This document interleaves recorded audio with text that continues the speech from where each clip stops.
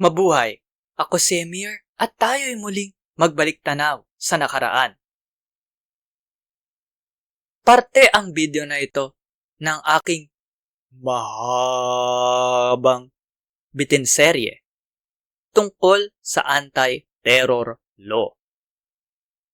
Para panoorin ang buong video, pindutin ang link na nasa end screen o nasa description.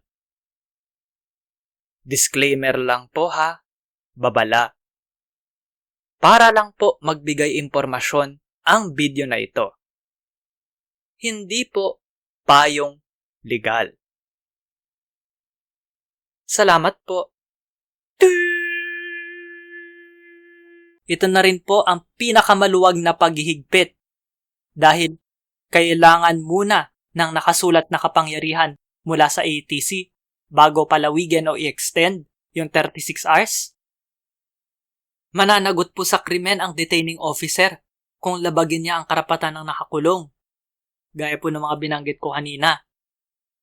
At dapat po, masipag na itala ng custodial unit ang mga kalagayan ng pagkulong.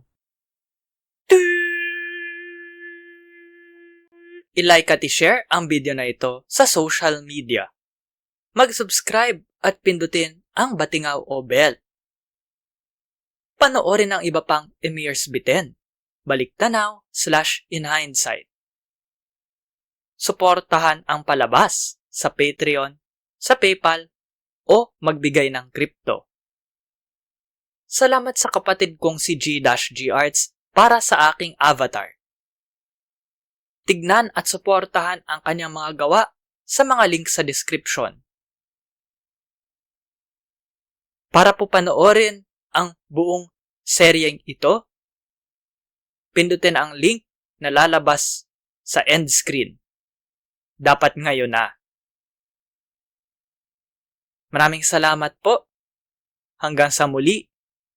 At ingat.